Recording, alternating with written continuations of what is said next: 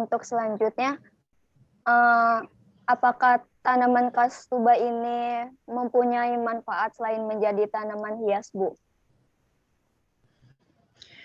Tadi udah disebutkan apakah termasuk herbal. Kalau herbal saya juga kurang paham, tapi karena mempunyai senyawa antioksidan, dia bisa mengeringkan luka.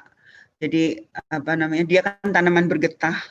Sebetulnya kalau dari segi apa namanya? Keindahan, ya ini ringkih karena kesenggol sedikit keluar getah. Getah itu nanti jadinya apa? Hitam, mudah patah gitu. Tapi kalau untuk pengobatan, salah satunya bisa nyembuhin luka. Jadi kalau ada pendarahan bisa cepat kering. Dekorasi itu bisa dekorasi di pot-pot, dekorasi seperti yang kemarin saya kasih foto. Nah, itu dekorasi massal untuk outdoor, ada juga vertical garden sekarang karena warnanya itu yang menarik. Jadi walaupun pakai beberapa pot sudah kelihatan. Baik, Ibu. Untuk selanjutnya, bagaimana caranya merawat tanaman kastuba ini agar terus mekar, Bu? Sebetulnya salah bilangnya mekar karena dia bukan bunga. Ya, kastuba itu tanaman perennial. Tanaman perennial artinya tanaman yang bisa hidup terus-menerus. Dalam artian kalau dirawat ya, kalau nggak dirawat ya mati.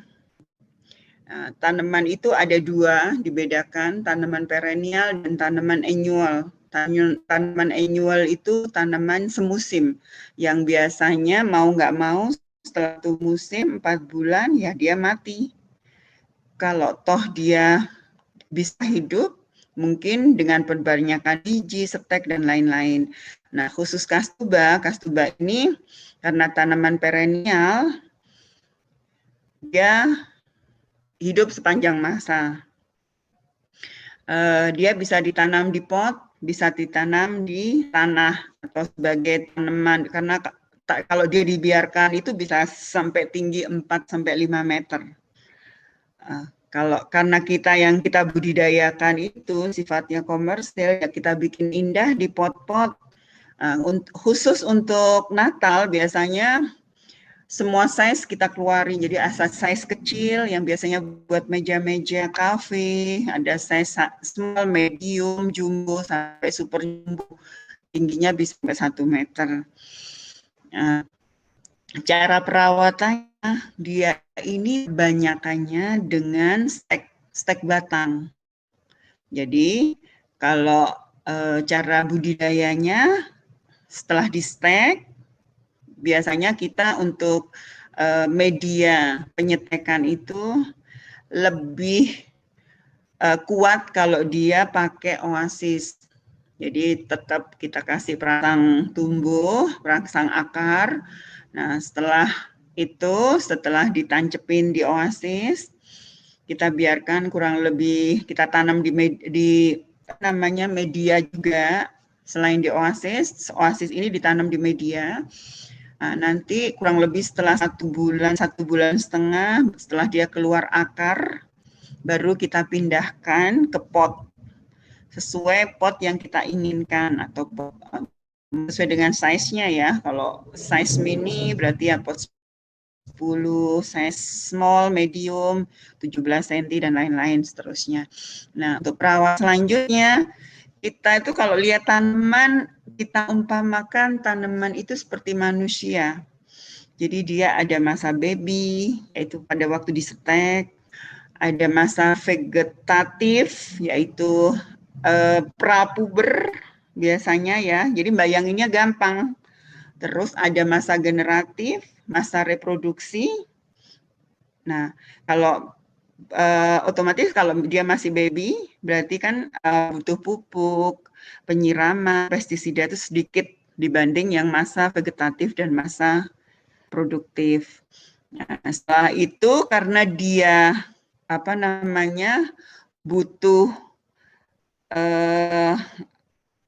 ketinggian, maksudnya tanaman itu biar tinggi dan kompak, kita bantu dengan penyinaran lampu.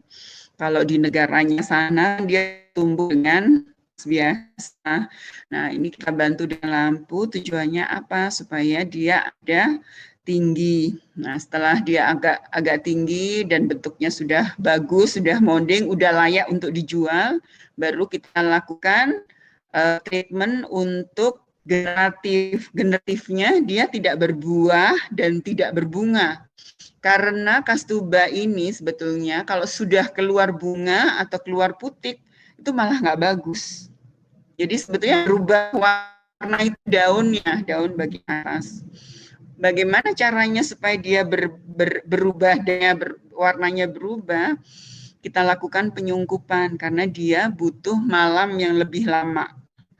Daerah aslinya karena dingin, jadi apapun juga, diapain pun juga dia tetap akan keluar warna. Tapi kalau di negara kita seperti itu.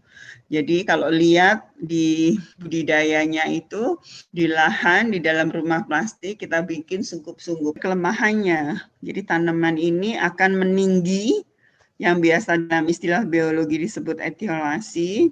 Nah, etiolasi itu kalau nggak kita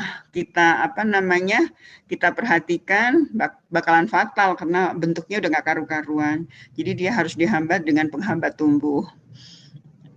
Jadi bentuknya tetap bagus gitu. Nah, setelah dia udah keluar warna sedikit, semburat-semburat sedikit, baru kita buka plastiknya. Gimana cara nyiramnya? Ya nyiramnya pada waktu pagi kita buka, sungkupnya itu kita siram, kita kasih pupuk, nanti sore kita tutup lagi. Itu hampir 2 bulan. Nah, jadi total kalau budidaya kastuba itu kurang lebih sekitar 4,5 bulan sampai dia siap jual. Ya. Baik Ibu, lumayan lama juga ya Bu, 4,5 bulan. Untuk penyiraman waktu yang tepat itu hanya pagi dan sore saja Bu, atau bagaimana? Ya, kita pilih waktunya. Sehari kalau dia kan bagusnya tumbuh di sekitar 1.200 meter di atas permukaan laut. Jadi semakin dia tinggi, warna daunnya itu akan keluar, akan lebih pekat.